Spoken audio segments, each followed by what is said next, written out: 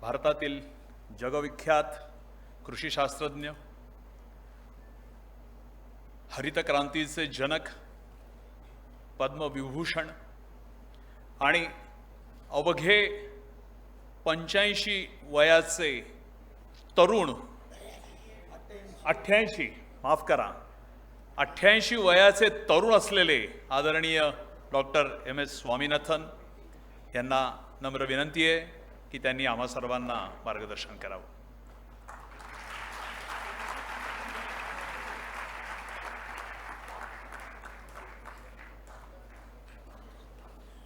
Doctor साहेबांचं भाषण इंग्रजीत होणार आहे, ज्याचं मराठीत अनुवाद डॉक्टर संजय देशमुख हे नंतर लगेचच करतील.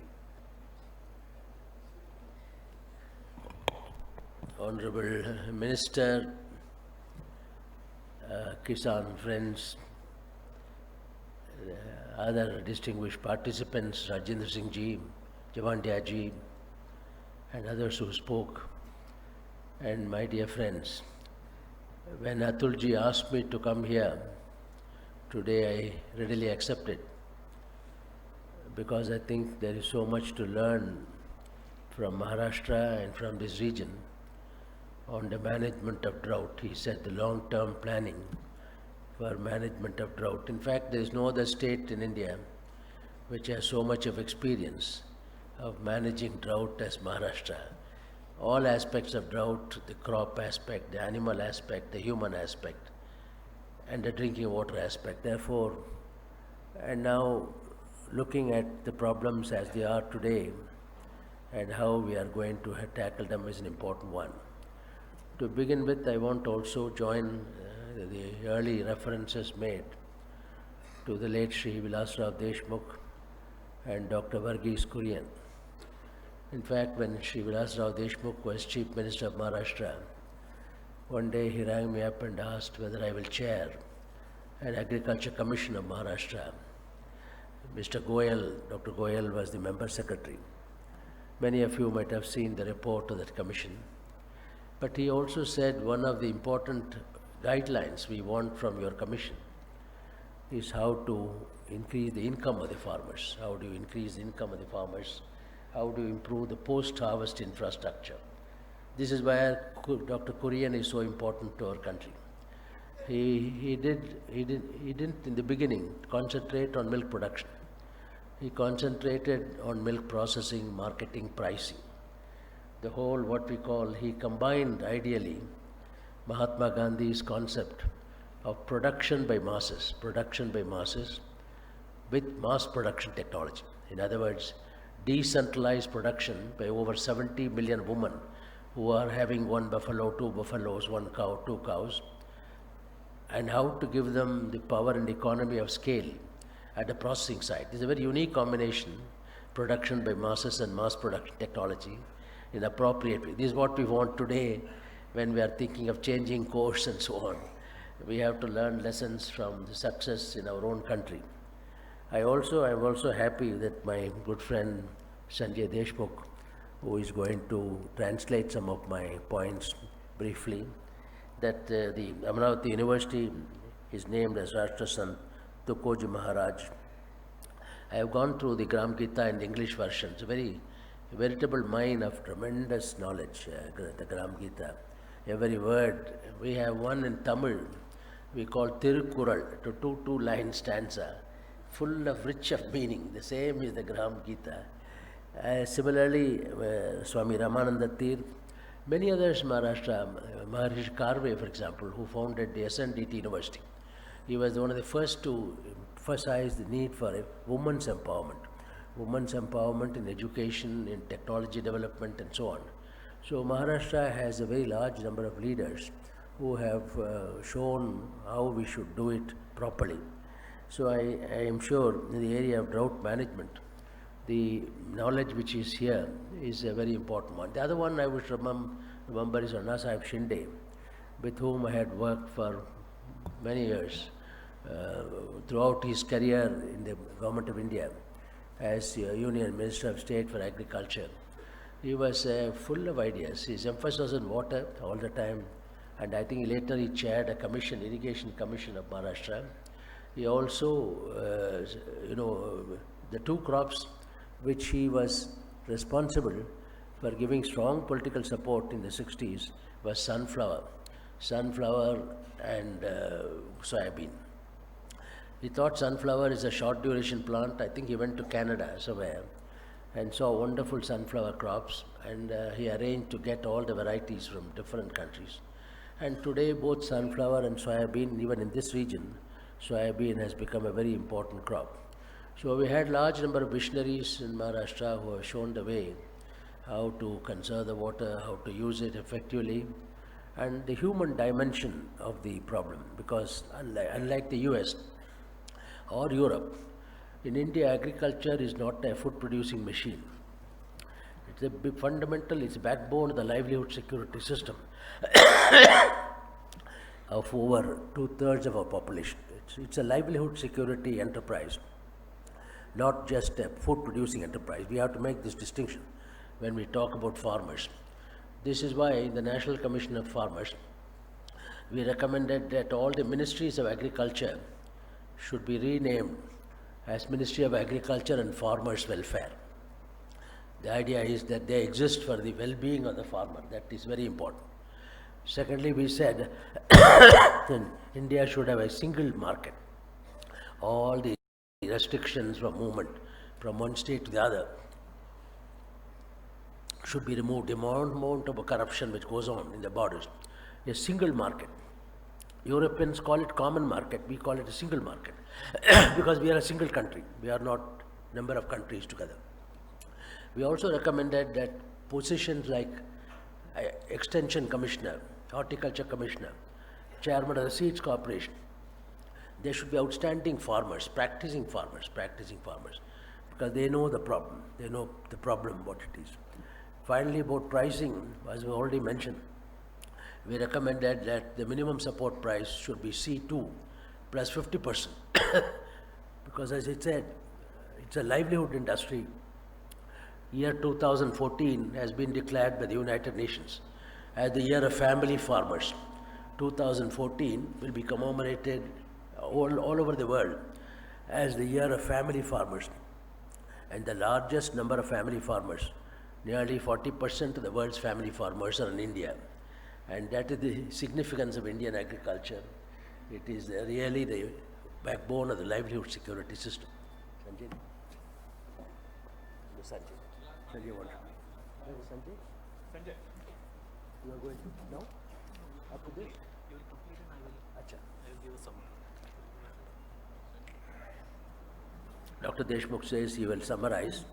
So my first point, apart from my tribute to Bilasrao ji and Dr. Kurian and many others, is the importance for urban people to understand that agriculture in our country is not just producing some crop. It is the very foundation of life for the people. And that is why the income orientation to farming, they don't have the 6th pay commission, 7th pay commission will come. But what about their own? How are they going to survive? For them also, they have to buy many commodities.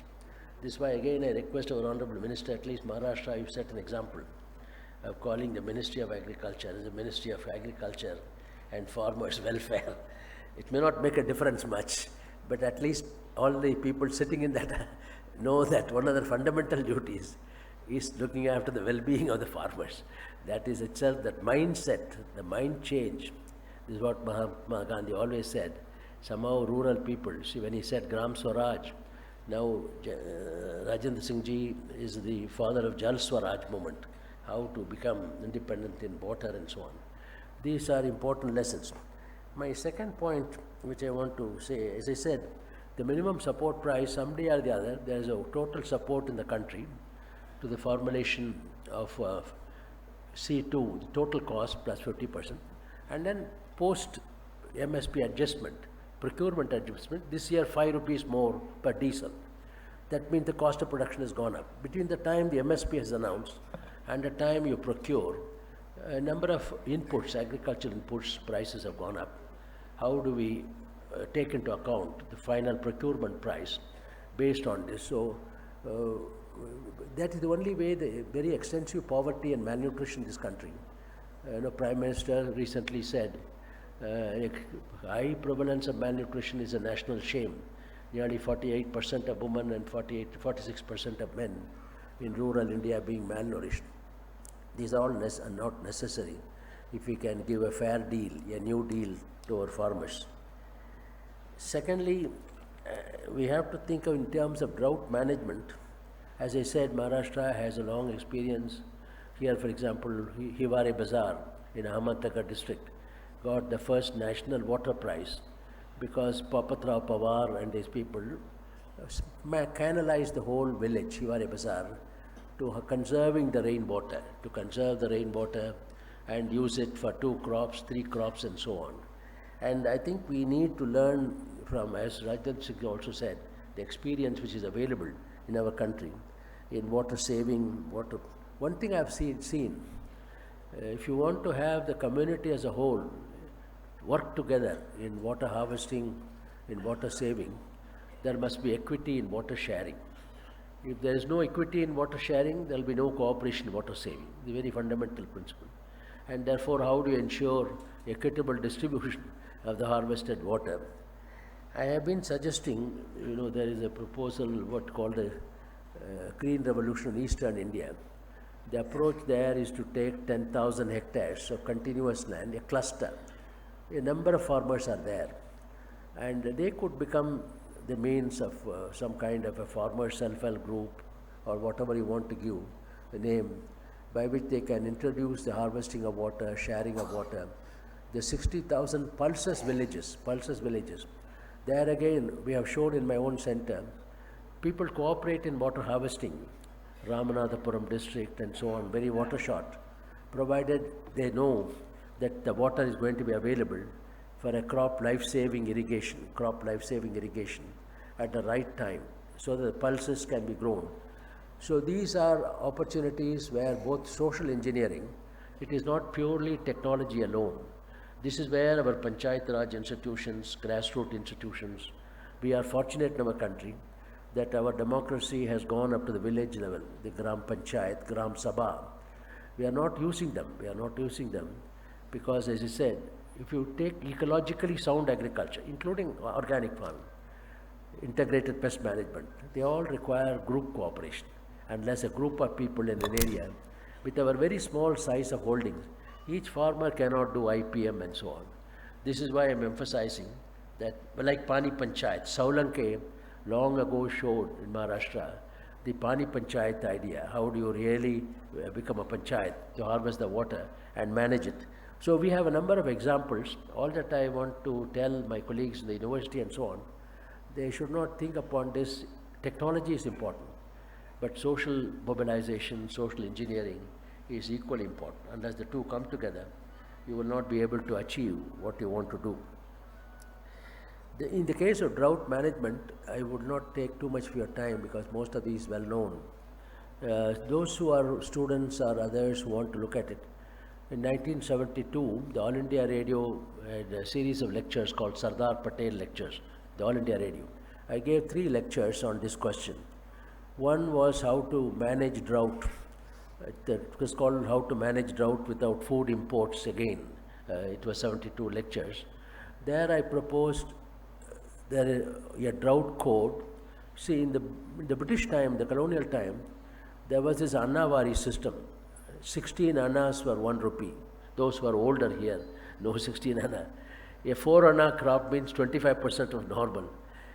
So the Annawari system, the famine code they called it. There was a detailed injunction. If it is 8 anna crop, what should do? 4 anna crop, what should do, and so on. Those practices have gone away. But we can develop now, the panchayats, the Gram Sabhas, or Jilla Parishad can develop a drought code, a flood code, and a good weather code, what I call good weather code. In other words, maximizing production during good years and minimizing damage during bad years. How do you do both? So one could develop, you can do it in each village or each Jilla Parishad can develop its own drought code based upon. But these are essentially anticipatory action, not post-mortem. After the drought comes, what do you do? In fact, one of the first things I did when I became Director General of ICR 72 was to help, with the help of IMD, to prepare a drought atlas of Maharashtra. It had 3 criteria. The date of onset of soaking rain. Farmers won't grow unless the rain goes deep, soaking rain. The second is the interspell duration. Today there's a rainfall, when is the next one? So the duration between 2 rainfall.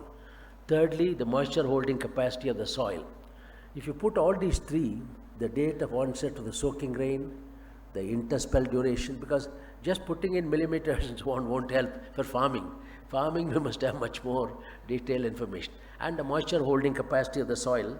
Then you can develop at the local level what we now call climate smart agriculture. Climate smart agriculture, one of the important components of the climate smart agriculture is climate smart cereals. In other words, particularly millets, bajri, ragi, makki, all of them what we call now nutritious and climate smart millets, millet. Fortunately, the Government of India has included Nutri-Millets in the National Food Security Plan. As and when it comes, then PDS will also distribute these crops. There are a large number of local crops. If you go to Himalayas, Madhua and so on, very nutritious crops and very climate resilient. It is not so sensitive to rainfall. It needs water, but then you can give a crop life-saving irrigation and so on. So in the development of a drought code for Maharashtra or part of this Nanded, this area, it is important to look at. The other point I had suggested was, we have detailed groundwater maps in our country.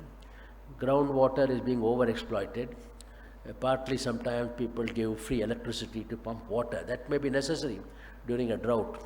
But if you give it generally, then there is an overexploitation of groundwater. But we have maps of the dark color, NABARD as for purposes. I had suggested that some of the aquifers which are rich in water should be developed as groundwater sanctuaries. I call the word groundwater sanctuary. A game sanctuary is one, the tiger or the lion, you preserve it. Similarly, groundwater sanctuary is one where you preserve the groundwater. We know where the water is. When you have no other option for drinking water or for any person, then you exploit it. In other words, as part of your drought management, particularly drinking water management strategy, you have these groundwater sanctuaries mapped, keep it carefully, and only when absolutely essential. And once you have used it, put it back, so that the aquifer again gets recharged. So with our whole population, today I learned that drinking water is becoming a real problem here. There are a number of other, similarly for flood code, there are so many things which can be done. In the generally flood-prone areas, farmers are not so unhappy as the drought areas, because as soon as the floods recede, they can grow crops. For example, the sweet potato, yellow flesh sweet potato, orange flesh, very rich in beta-carotene, grows very well. Even the sunflower, which I mentioned earlier, the Sati maize. This brings me to the point, in your contingency plan or alternative cropping strategies, you must build seed reserves. In fact, in that lecture, 1971 lecture on can we face drought again without food imports, Mr. B. Shivaraman chaired it, and he was like the idea, just as I said, grain reserves are important for food security, seed reserves are important for crop security. In other words, chronically drought-prone areas, you build up today, in a hurry, you give any seed. I have seen in Jharkhand, seeds which are given which are not suitable for late sowing at all. Then they are doubly hit. They have already lost one crop, now you are giving the wrong seed, even if you are giving free. They are growing and then finally the crop doesn't come. Therefore, it is not just wheat or maize or jowar, it is which variety, what is its characters, what is the duration, is it suitable for late sowing. So we must build up those grain reserves. Because hereafter, in the era of climate change, extreme weather events like drought and floods are going to become more common. Not only in our country, why has the international prices of all food grains have gone up enormously? Wheat, maize, because the Americans are having, the US is having an unprecedented drought all over, with the result, and then they are using a lot of their maize for biofuel, and ethanol production and so on. With the result today, the maize price has gone up and our poultry industry has grown. They all require maize for the poultry industry. The wheat price has gone up. It is a great good fortune of our country. I must pay a tribute to Indira Gandhi because I am old enough to know the process which happened. In 1970, we had first time built about 16, 17 million tons of wheat in our godown. Because 1968 was the year of the Green Revolution or Wheat Revolution, it was called, the special stamp called the Wheat Revolution. Then there was a proposal that we should sell off. We can't afford to keep so much, 10 or 15 million tons of food grain with us. 1970, our population was also 500 million at that time. It was not 1.2 billion at that time. But she said, in a meeting she said, which country are we living? Which country? We have got at that time 500 million people. If a drought happens, what will I do? Where will I go? If I go to American market, the prices will go up. Chicago market, if India goes for 1 million tons, the Chicago market price goes up enormously. Therefore, we should not listen to the advisors who are saying, why do you, now we have, I am not condoning the very poor storage. 80 million tons of wheat and rice. I go to Punjab every year, Punjab, Haryana, in the month of April. I feel so happy to see the arrivals, wheat arrivals and rice arrivals. Very, very, we are proud of our farmers. But the way in which they are stored afterwards, you feel very sorry how they are stored. So what you call ecstasy and agony. Ecstasy for seeing the farmers work and agony to see how their products are being handled. I think it is important for us, while foreign direct investment, I will not make any comment of those. Let any investment come, let Mahatma Gandhi said, let many blooms, or even Tagore said, get ideas from everywhere. If people want to give money to us, it's a good thing, let us go. But I think it's very important to see things which we should do ourselves with our own money. Storage is our own responsibility, whether it is perishable commodities, we do not go to others to help us to store our wheat, to store our grain, to make some additional process of fruits and vegetables. We have a large national horticulture mission. Its main responsibility is post-harvest technology. Again, I go back to Korean. He was criticized in the 50s. You are not crossbreeding. You are not doing artificial insemination. You are not doing what is called embryo transplantation. He said all that farmers will do. If I get them the price for their milk, let me first process the milk and sell it. That is how we have become number one in the world. 125 million tons of milk has come because people know they take the milk in the morning, go to the Amul or somewhere. In the afternoon, according to butterfat, they get the price. I think there's a lot of lessons learned from our own country. We don't have to go to any other country to learn these lessons. But we must attend to post-harvest management, post-harvest technology, whether it is perishable commodities or whether it is grains, as much as production technology. If there's mismatch between production and post-harvest technology, as it is today in wheat, rice, and so on, then neither the producer nor the consumer will benefit. Both of them will not benefit. We should do our best to see. Finally, I think here in this meeting is a very important meeting. What can we do from here? I would say, apart from what government does, what other people do, we must use our own institutions, local grassroots democratic institutions, and then develop more and more climate risk managers.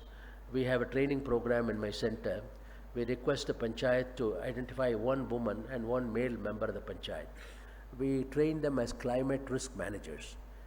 How do you prepare yourself for drought? How, not after drought has come. How do you meet the water supply? How do you meet the animals? Because animals are the first victims of drought.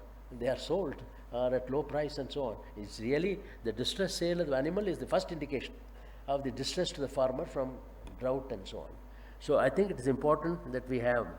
So I would like to suggest to my good friend Atulji that two concrete suggestions as a result of this program. In this area, maybe in Latur, where you have done a remarkable job, as I use the word, every calamity is an opportunity. The disastrous earthquake became an opportunity for a new Latur. It has come up and so on. Similarly, I think we should set up here a community center, community managed center for climate smart agriculture. I won't now define climate smart agriculture. I mean, everything, water harvesting, all the things which have been mentioned so far are all components of climate smart agriculture. It must be community one, complementing the agriculture university, the colleges and so on, because the community knows the problem, the potential much more. And it should also have, if you come to Chennai, we have established what we call a RAIN center. It's a purely information center. Chennai RAIN center. Any woman, male, children, school children come there. Yeah, all the information you want to know about rainfall in Chennai, how much it's come, which year, what is the duration, how do you harvest the water, how much does it cost, who have got the knowledge for rainwater harvesting, where do you go, what is the volume of water, how do you design your household water harvesting. Later on, Dr. Jayalalitha made it mandatory in Chennai for rainwater harvesting at the household level. Similarly, the community center for climate smart agriculture could be a rain center and so on, which could be. Lastly, I was telling Atulji, the Department of Science and Technology has a program called War for Water. War does not mean fight. It is, war is winning, W is winning, A is augmentation, how do you augment the water? R is renovation of tanks, all the original tanks and ponds and so on.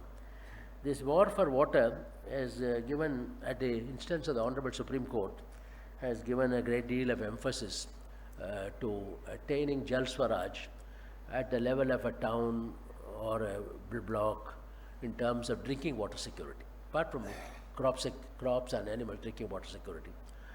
In my own center, we have taken it up under this program at different places, in the tribal areas of Koraput, where they don't have water, drinking water, immediately after the rainfall.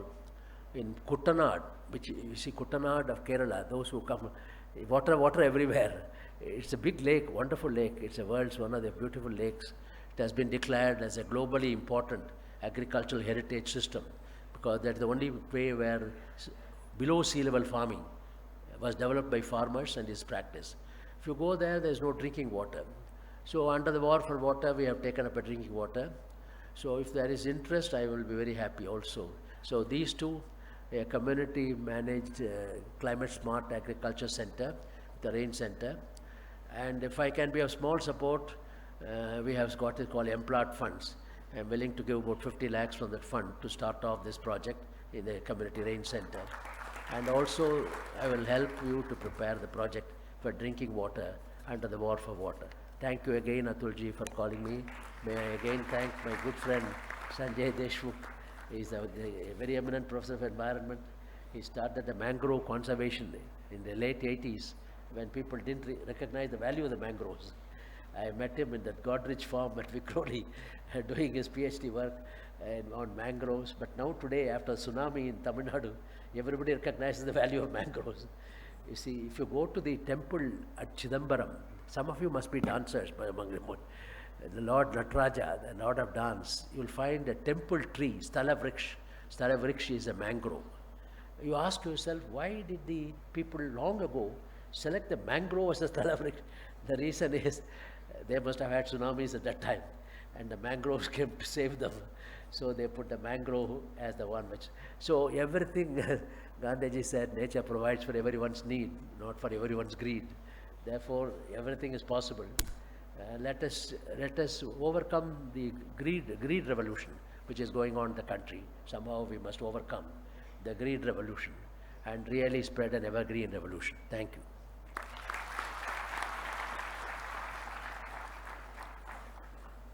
धन्यवाद doctor साहेब.